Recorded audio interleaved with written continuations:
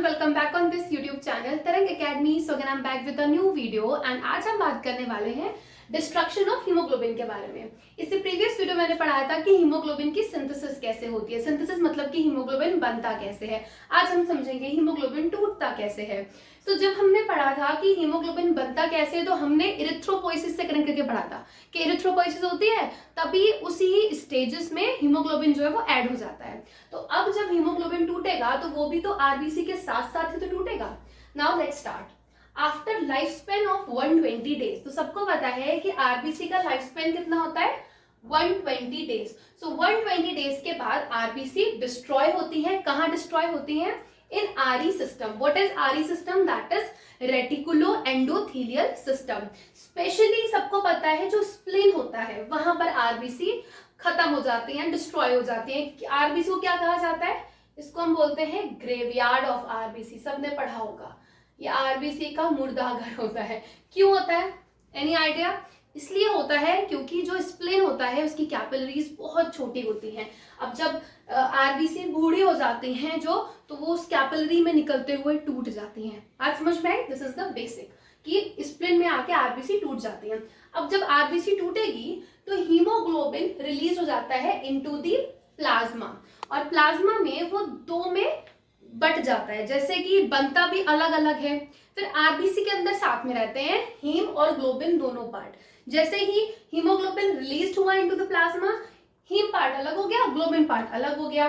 तो haem part जो है it is degraded into iron and porphyrin. तो हीम जो है वो आयरन और पोरफायरिन में डिग्रेडेड हो जाता है, जिसमें से ये जो आयरन है ये स्टोर हो जाता है हमारी बॉडी में in the form of ferritin and haemosiderin, जो कि आगे हीमोग्लोबिन की सिंथेसिस जब फिर से होगी तो उसमें काम आ जाता है। ठीक है, तो आयरन का वेस्टेज नहीं होता। Iron is so important. तो बात समझ में आ गई। आयरन क्या होगा? सबसे पहले हीमोग्लोबिन प्लाज्मा में रिलीज हुआ, जो हीम पार्ट था वो डिग्रेड हुआ into the iron and porphyrin. जो आयरन पार्ट है वो हमारी बॉडी में स्टोर हो जाता है in the form of the ferritin and haemosiderin, and now हम इसको हीमोग्लोबिन की रीसिंथेसिस में यूज कर सकते हैं। ठीक है, तो ये लोग भी काफी जुगाड़ू हैं। नेक्स्ट पॉइंट आता है पोरफायरिन का क्या होता है। तो ये जो पोरफायरिन है ये कन्वर्ट हो जाता है इनटू अ ग्रीन पिगमेंट जिसका नाम होता है विलिवर्डिन। ठीक है, पोरफायरिन किस में कन्वर्ट हो गया? विलिवर्डिन में। एंड देन ह्यूमन बींग्स में क्या होता है? ये जो विलिवर्डिन होता है वो कन्वर्ट हो जाता है येलो पिगमेंट में। वो येलो पिगमेंट क्या होता है? बिलिरुबिन। एंड ये इंपॉर्टेंट बात है कि ये दोनों हमारे बाइल पिगमेंट्स हैं। आप ध्यान रखना, बाइल पिगमेंट कौन कौन से? Bilirubin and biliverdin. बनते किससे? पोरफायरिन से बनते हैं। पोरफायरिन कहां से आता है? हीमोग्लोबिन से आता है। तो जब हीमोग्लोबिन टूटेगा, दो में बटेगा, तो पोरफायरिन कन्वर्ट हो जाएगा एक ग्रीन कलर के पिगमेंट में जिसको हम बोलेंगे विलिवर्डिन।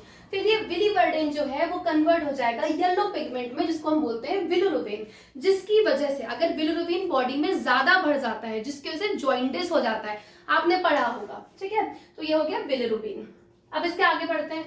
ग्लोबिन का क्या होता है? तो ग्लोबिन जो है इसको हम यूटिलाइज करते हैं फॉर द रीसिंथेसिस ऑफ हीमोग्लोबिन। तो globin is a protein part, तो प्रोटीन को भी हम आगे हीमोग्लोबिन बनाने में यूज कर लेंगे। तो सिर्फ वेस्ट क्या हो रहा है? पोरफायरिन ही तो दोबारा बनेगा, क्योंकि पोरफायरिन जो है वो तो कन्वर्ट हो गया बिलिरुबिन में इन द एंड, तो पोरफायरिन ही बनना है। उसके अलावा ये भी स्टोर हो गया और ये भी स्टोर हो गया। तो आई होप कि आपको यहाँ पर डिस्ट्रक्शन ऑफ हीमोग्लोबिन अच्छे समझ में आ गया होगा। अगर वीडियो अच्छा लगता है तो do not forget to like, share and subscribe my YouTube channel for watching so many more videos like this. Thank you so much.